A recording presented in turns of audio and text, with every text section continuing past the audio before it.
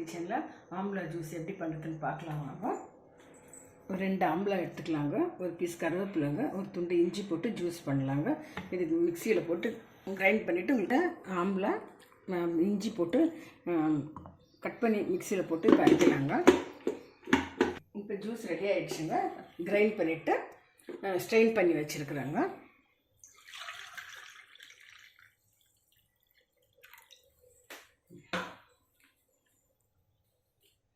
இது benefits என்னென்னாங்க, sugar பேஷண்ட்டுக்கு constipation இருக்காங்க, அவங்களுக்கு இது ரொம்ப நல்லதுங்க. கிட்னி ப்ராப்ளம் இருக்கும், நல்லதுங்க. இது இப்போ பிசிஓடி லேடிஸ்க்கு பிசிஓடி ப்ராப்ளம் இருக்கிறதுனால இது வாரத்துக்கு 3 நாள் குடித்தா கூட நம்மளுக்கு உடம்பு நல்லதுங்க. காஃபி டீ குடிக்கிறதுக்கு பதிலாக இந்த மாதிரி குடிக்கிறது உடம்புக்கு ஹெல்த்துங்க. ஹேர் க்ளோத் ஆகும், ஸ்கின் வந்து க்ளோ கொடுக்குங்க. நீங்களும் ட்ரை பண்ணுங்கள் ஃப்ரெண்ட்ஸ். இது எப்படி இருக்குது, சும்மா ஊருக்கெல்லாம் போட்டு சாப்பிட்றதோட எண்ணெய் மசாலையோட இந்த மாதிரி குடிக்கிறது நல்லதுங்க உடம்புக்கு. ட்ரை பண்ணி பாருங்கள் ஃப்ரெண்ட்ஸ் நீங்களும். தேங்க்யூ ஃபார் வாட்சிங்.